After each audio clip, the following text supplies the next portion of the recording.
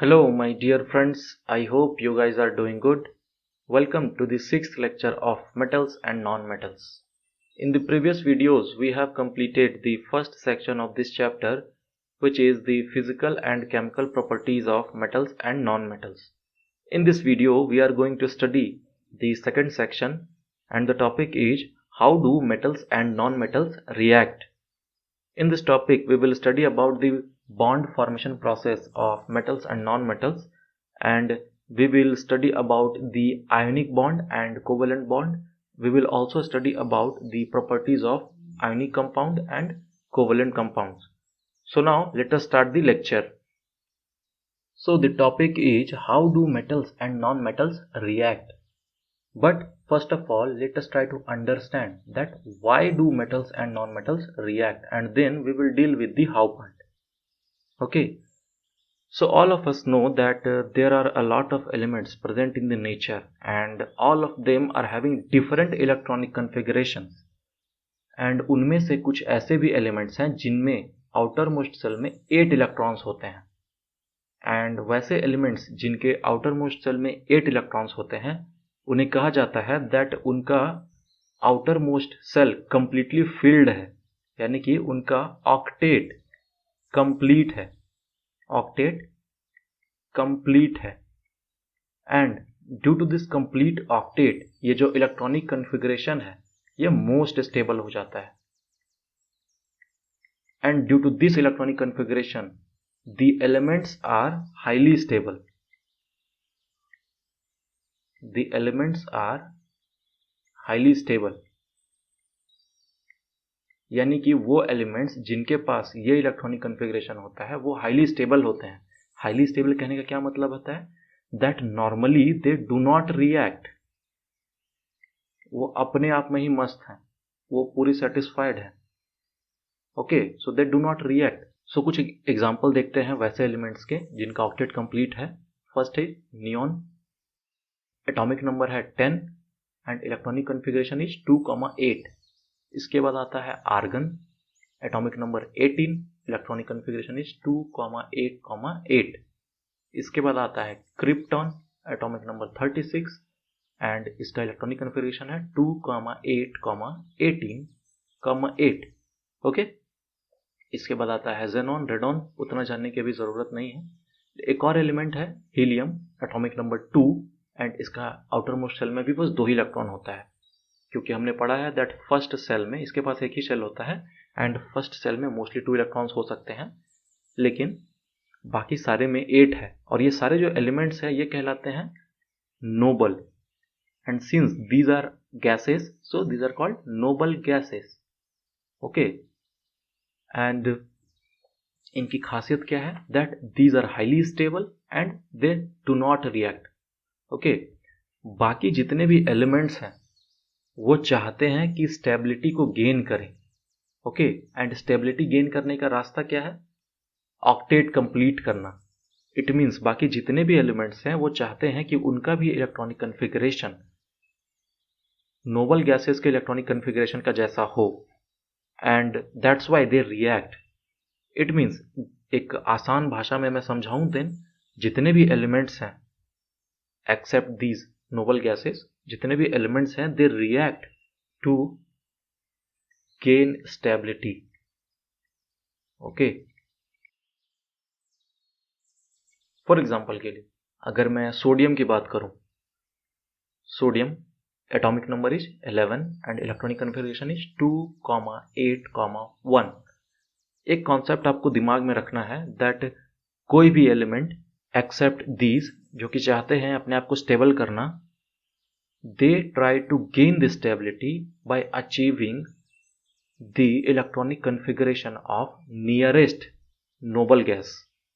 nearest term बहुत ही important है, यह ध्यान रखना है। सो सोडियम चाहेगा स्टेबिलिटी गेन करना by achieving the electronic configuration of nearest noble gas। nearest noble gas कौन सा है? नियॉन, हमने अभी भी देखा। 10 atomic number 10, electronic configuration 2,8। So sodium चाहता है कि उसका भी इलेक्ट्रॉनिक कन्फिग्रेशन 2,8 ही रह जाए। एंड सोडियम का स्ट्रक्चर देखते हैं, दैट सेंटर में न्यूक्लियस, चारों तरफ this is the first shell and after that the second shell, okay, and then the third shell, क्योंकि इसमें 3 शेल है। थर्ड शेल, फर्स्ट शेल में कितने इलेक्ट्रॉन्स हैं? फर्स्ट शेल में 2 इलेक्ट्रॉन्स हैं, ओके। सेकेंड शेल में कितने इलेक्ट्रॉन है? 8 इलेक्ट्रॉन्स हैं।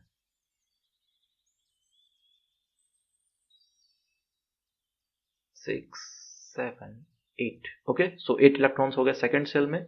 This is the nucleus and outermost shell में कितना है? बस 1 इलेक्ट्रॉन ही है।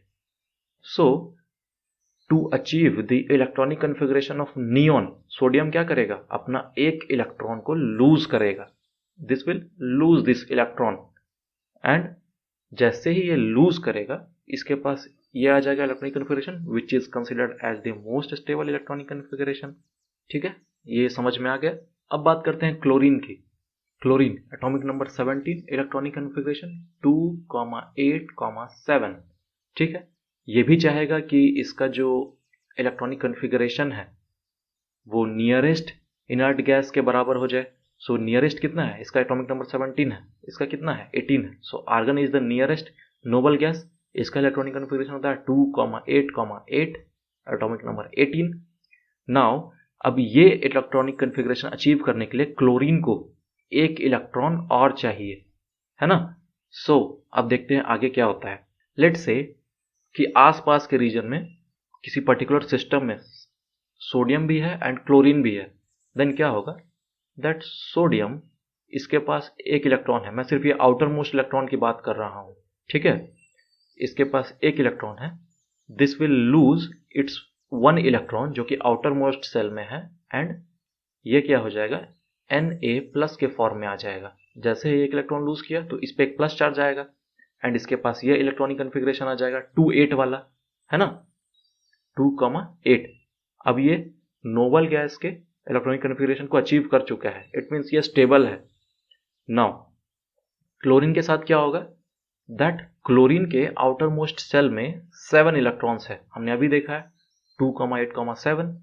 सो आउटर मोस्ट सेल में क्लोरीन के 7 इलेक्ट्रॉन्स है। दीज आर द 7 इलेक्ट्रॉन्स, है ना। इसको और एक चाहिए।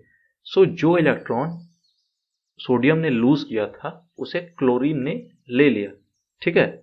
टुक 1 इलेक्ट्रॉन एंड इसके बाद क्या होगा? जैसे ही इसने 1 इलेक्ट्रॉन लिया देन इस पे एक माइनस चार्ज आएगा एंड इसका इलेक्ट्रॉनिक कन्फिगरेशन हो जाएगा 2,8,8।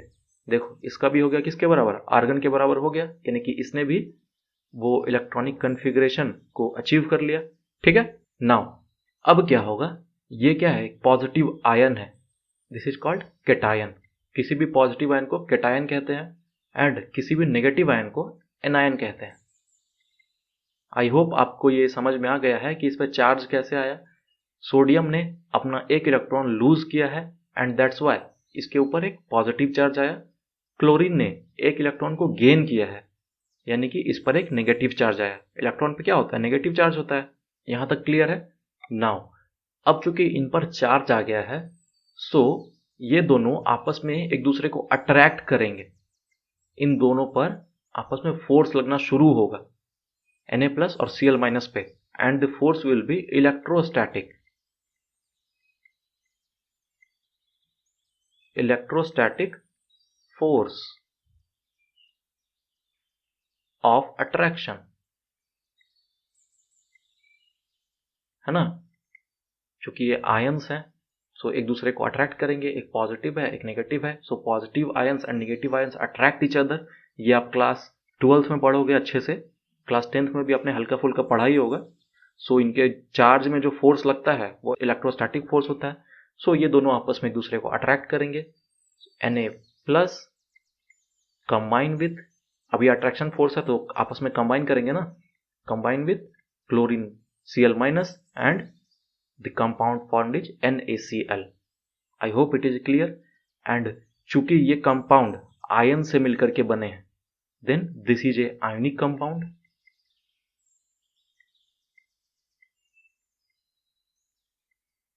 है ना।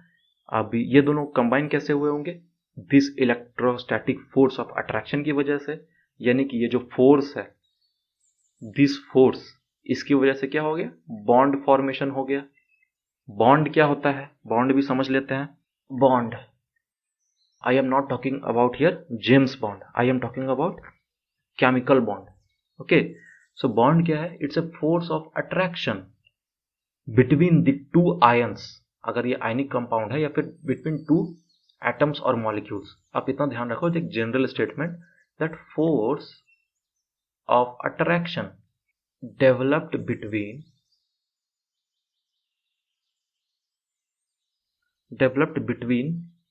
the two ions. और अगर एक जनरल स्टेटमेंट लिखे, इस आयंस को आप रिप्लेस कर सकते हैं किससे, बिटवीन टू एटम्स और मॉलिक्यूल्स, है ना। अब इस केस में चूंकि ये आयनिक कंपाउंड है, तो जो आयंस है वो क्या क्या है, एक तो अपना कैटायन होगा एंड एक अपना अनायन है, ठीक है। सो इन दोनों के बीच में बॉन्ड जो फॉर्म हुआ होगा वो क्या होगा, आयोनिक बॉन्ड। वो भी देख लेते हैं क्या होता है। आयोनिक बॉन्ड क्या होता है, that the chemical bond formed, ionic bond क्या है, that chemical bond formed by the transfer of electrons from one atom to another is known as ionic bond. So the chemical bond formed by the transfer of electrons from one atom to another, है ना, is known as ionic bond. देखो इसमें भी यही हुआ था ना, sodium ने अपना एक इलेक्ट्रॉन लूज किया था एंड उसी इलेक्ट्रॉन को क्लोरीन ने ले लिया, यानी कि सोडियम से क्लोरीन की तरफ एक इलेक्ट्रॉन ट्रांसफर हुआ है। इसमें भी वही लिखा है, बॉन्ड फॉर्म क्या है, आयनिक बॉन्ड, ठीक है। And the compound form is ionic compound, क्योंकि ये आयन से मिलकर के बना है। So I hope it is clear. एक बार फिर से समझने का प्रयास करते हैं ताकि आपको अच्छे से समझ में आ जाए कि क्या हो रहा है यहाँ पर। Question is how do metals and non metals react, यानी कि हमें प्रोसेस समझना है। उससे पहले हमें यह समझना है कि कोई भी एलिमेंट रिएक्ट करता क्यों है ना। सिंपल भाषा में उसका आंसर क्या है, टू गेन स्टेबिलिटी। कोई भी दो एलिमेंट्स रिएक्ट करते हैं टू गेन स्टेबिलिटी। अब स्टेबिलिटी गेन कैसे करते हैं, दैट वो चाहते हैं अचीव करना नोबल गैसेस का इलेक्ट्रॉनिक कन्फिगरेशन जो कि उनके एटॉमिक नंबर से नियरेस्ट हो, नियरेस्ट एटम का हो, ठीक है। जैसे कि सोडियम का एटॉमिक नंबर है 11, नियरेस्ट नोबल गैस कौन सा होता है, नियोन, एटॉमिक नंबर 10, यानी कि ये चाहेगा नियोन का इलेक्ट्रॉनिक कन्फिगरेशन अचीव करना। इसके लिए तरीका क्या था कि अपना ये इलेक्ट्रॉन लूज कर दे, ठीक है, इसने लूज किया।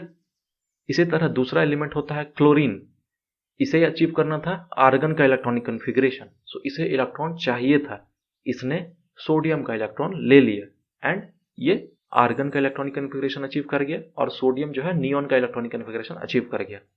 अब सिंस ये दोनों आयंस सराउंडिंग में थे, आसपास में थे, देन इनके बीच क्या हुआ, इलेक्ट्रोस्टैटिक फोर्स ऑफ अट्रैक्शन लगने लगा। इसकी वजह से ये दोनों करीब आए एंड फिर इनके बीच बॉन्ड फॉर्मेशन हुआ। जो बॉन्ड फॉर्म हुआ है वो क्या है, आयनिक बॉन्ड, ठीक है। यहां पर बॉन्ड जेम्स बॉन्ड नहीं है, यहां पर केमिकल बॉन्ड की बात चल रही है जो कि आयनिक नेचर का है। And the compound form is ionic compound. I hope it is clear. Bond क्या होता है, बॉन्ड एक फोर्स ऑफ अट्रैक्शन है developed between the two ions. और अगर आप जनरल स्टेटमेंट लिखें, then bond is a force of attraction developed between two atoms और मॉलिक्यूल्स, ठीक है। अब इस केस में आयंस क्या है, एक तो कैटायन होगा जो कि पॉजिटिवली चार्ज है, एक अनायन होगा, ठीक है। एंड आयनिक बॉन्ड क्या होता है, that the chemical bond formed by the transfer of electron from one atom to another, यानी कि इस केस में सोडियम ने अपना इलेक्ट्रॉन ट्रांसफर किया है क्लोरीन को, इसकी वजह से बॉन्ड फॉर्म हुआ है।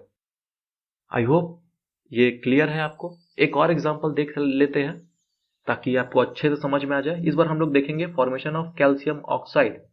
ओके, सो कैल्शियम, इसका एटॉमिक नंबर होता है 20, इलेक्ट्रॉनिक कन्फिगरेशन होता है 2,8,8,2, ठीक है। नियरेस्ट नोबल गैस कौन सा है इसके, इट इज आर्गन एंड इसका इलेक्ट्रॉनिक कन्फिग्रेशन है 2,8,8। ओके, सो कैल्शियम चाहता है आर्गन का इलेक्ट्रॉनिक कन्फिग्रेशन को अचीव करना। So what it will do, it will lose 2 electrons. So चलो इसका इलेक्ट्रॉन लूज करते हैं। पहले इसके पास 2 इलेक्ट्रॉन्स थे आउटर मोस्ट शेल में। एक बात आपको और ध्यान रखना है, एक कॉन्सेप्ट मैं बताना भूल गया इधर।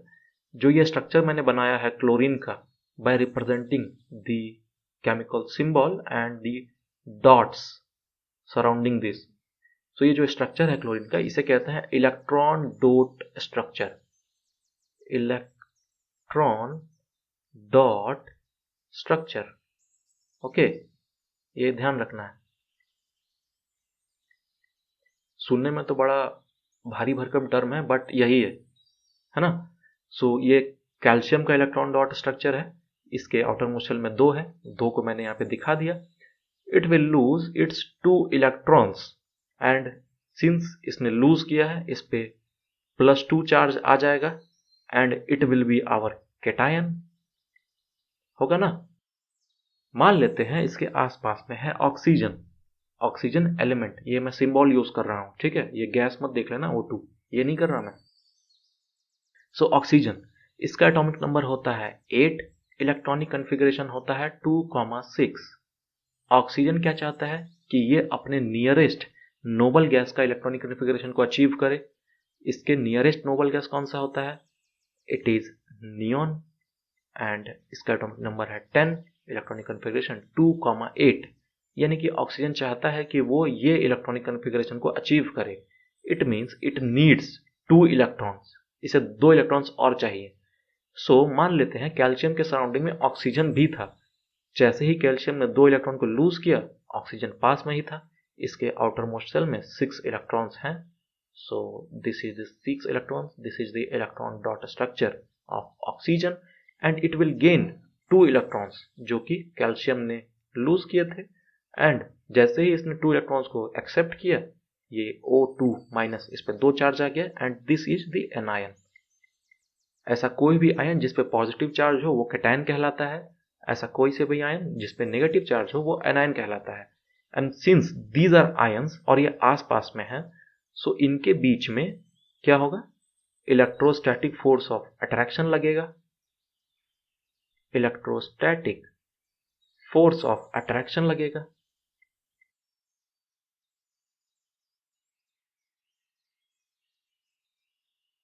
है ना। आई होप ये समझ में आ रहा है आपको अच्छे से। एंड ये क्या होंगे, आपस में एक दूसरे से कंबाइन करेंगे। सो Ca+2 combines with O2- and they form a ionic bond and a ionic compound calcium oxide. I hope it is clear। ये क्या है, ये आयनिक कंपाउंड है। बॉन्ड आपको बता दिया है, आयनिक कंपाउंड भी बता दिया है। So I hope it is clear. Now एक और तरह का बॉन्ड फॉर्मेशन प्रोसेस होता है and the bond formed is covalent bond. So we will study about that. Okay, but उससे पहले जो है आप कुछ होमवर्क लिख लो।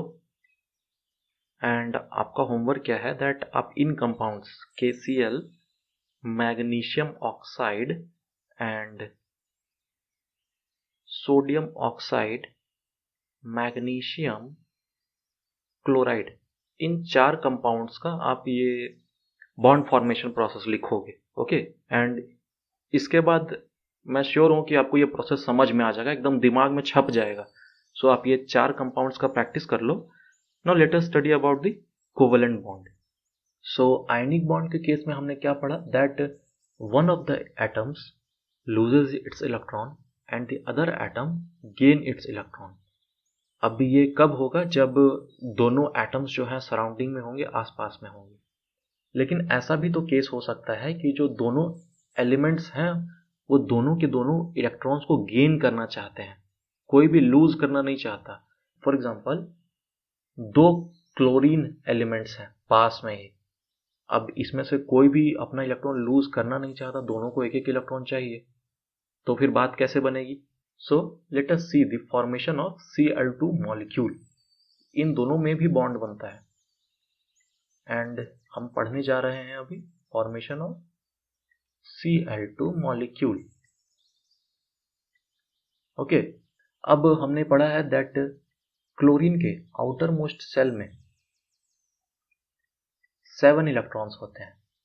जो दूसरा क्लोरीन है इसके भी आउटर मोस्ट सेल में 7 इलेक्ट्रॉन्स ही होंगे, ऐसा तो नहीं है कि इसके पास ज़्यादा हो जाएगा या कम हो जाएगा। नाउ अब क्या होता है, इसको तो 2,8,8 ये इलेक्ट्रॉनिक कन्फिग्रेशन चाहिए विच इज ऑफ आर्गन, है ना। इसको भी सेम इलेक्ट्रॉनिक कन्फिग्रेशन चाहिए 2,8,8, बट अभी कितना है, अभी क्या है इलेक्ट्रॉनिक कन्फिग्रेशन 2,8,7, यानी कि इसको एक इलेक्ट्रॉन चाहिए। सिमिलरली ये वाले एटम को भी एक इलेक्ट्रॉन चाहिए होगा to attain this electronic configuration, है ना। नाउ ये दोनों आपस में क्या करते हैं, that they start sharing one of the electrons of the other atom.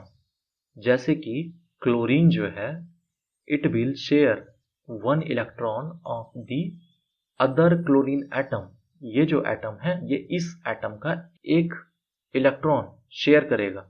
Okay, and similarly this chlorine atom will start sharing the electron of the other chlorine atom. अब देखो, इसके पास तो पहले से 7 था, इसने एक और को शेयर कर लिया, यानी इसके पास 8 हो गया। सिमिलरली इस क्लोरीन एटम के पास भी पहले से 7 था, इसे एक चाहिए था तो इसने दूसरे का शेयर कर लिया, दोनों के पास 8-8 हो गए।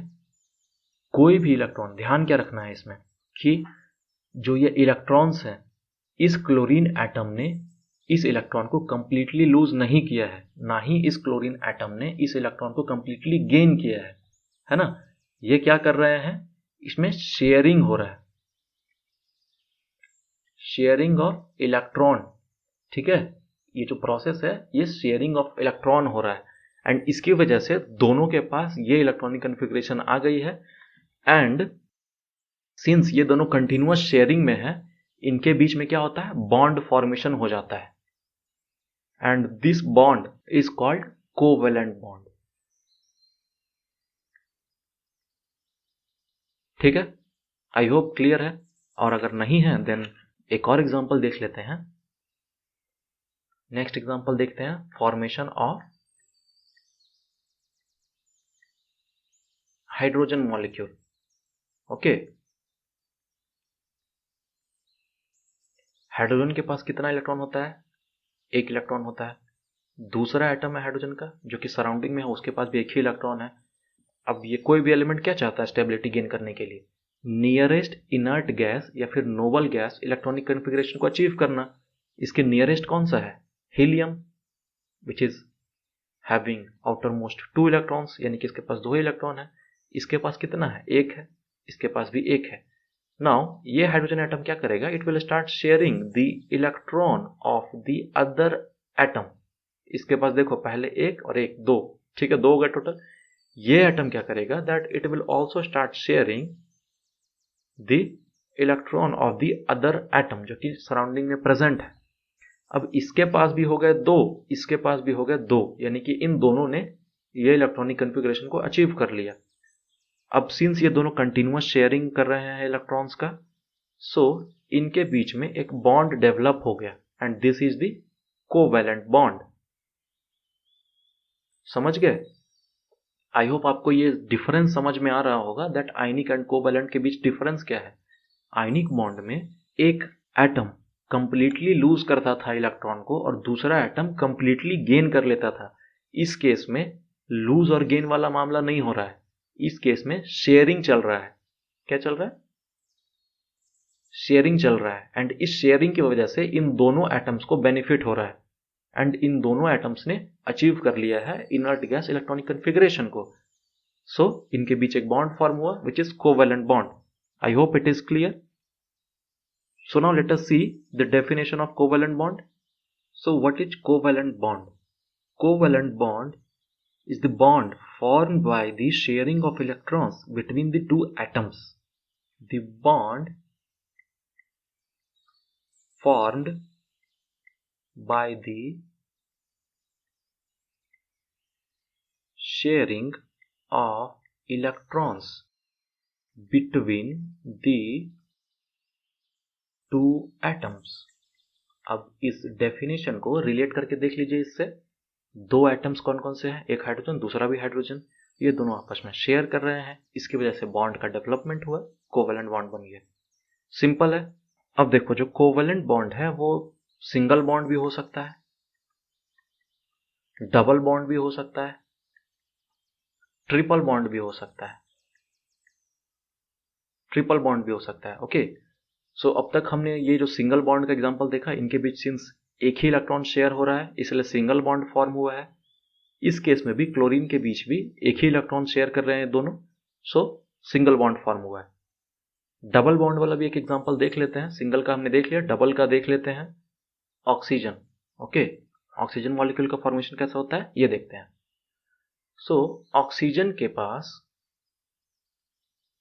6 इलेक्ट्रॉन्स होते हैं आउटर मोस्ट सेल में। इसका इलेक्ट्रॉनिक कन्फिगरेशन कितना होता है? 2,6। इसके पास में कोई दूसरा ऑक्सीजन एटम और है। ओके, इसका भी इलेक्ट्रॉनिक कन्फिगरेशन कितना होगा? 2,6। ये चाहता है अपने नियरेस्ट नोबल गैस का इलेक्ट्रॉनिक कन्फिगरेशन को अचीव करना। इसका नियरेस्ट नोबल गैस कौन सा होता है? नियॉन। इसका इलेक्ट्रॉनिक कन्फिगरेशन है 2,8। यहां पर इसके पास 6 है, इसके पास 8 है, यानी कि इसको 2 इलेक्ट्रॉन और चाहिए। सो इसने क्या किया, अपने पास के ऑक्सीजन एटम से 2 इलेक्ट्रॉन शेयर करना शुरू कर दिया। सिमिलरली जो दूसरा एटम है उसने भी अपने पास के एटम से 2 इलेक्ट्रॉन का शेयर करना शुरू कर दिया। अब since each atom is sharing 2 electrons with the other atom, so इनमें जो बॉन्ड फॉर्म होगा वो डबल बॉन्ड होगा। This boundary represents the electrons which are being shared. Okay, so ये डबल बॉन्ड है, ये भी कोवैलेंट बॉन्ड ही है ना। अब हमने इन तीनों एग्जांपल में ये देखा है कि क्लोरीन क्लोरीन ये दोनों सेम टाइप के एलिमेंट्स हैं, हाइड्रोजन हाइड्रोजन सेम एलिमेंट्स हैं, ऑक्सीजन ऑक्सीजन। तो इसका क्या मतलब है कि जो ये कोवेलेंट बॉन्ड है क्या सिर्फ सेम टाइप के एलिमेंट्स में ही फॉर्म होता है? नहीं, ये डिफरेंट एलिमेंट्स के बीच में भी फॉर्म हो सकता है। For example methane molecule CH4, इसे कहते हैं मीथेन कॉमन भाषा में। ओके, सो इसका देख लेते हैं। अपने पास क्या है? ये है कार्बन। कार्बन के आउटर मोस्ट शेल में कितने इलेक्ट्रॉन्स होते हैं? 4। इसका इलेक्ट्रॉनिक कन्फिगरेशन कितना होता है? कार्बन का होता है 2,4। सो इसके आउटर मोस्ट शेल में कितने इलेक्ट्रॉन्स हैं? 4 इलेक्ट्रॉन्स हैं। इसके बाद क्या है? हाइड्रोजन। हाइड्रोजन का इलेक्ट्रॉनिक कन्फिगरेशन 1 है ना। सो जस्ट इमेजिन कि एक कार्बन एटम को 4 हाइड्रोजन एटम घेर लेते हैं। Okay, and they start sharing. Hydrogen को एक इलेक्ट्रॉन चाहिए था, सो ये चारों के चारों एटम्स जो हैं कार्बन के एक एक एटम को शेयर करना शुरू कर देते हैं। ठीक है, एंड सिंस कार्बन ने इन चारों को एक एक अपना इलेक्ट्रॉन दिया है, तो ये भी जो है इन चारों के इलेक्ट्रॉन्स को शेयर करना शुरू कर देता है। सो कुछ ऐसा अरेंजमेंट बनता है एंड जो बॉन्ड फॉर्म होगा वो कुछ ऐसा होगा।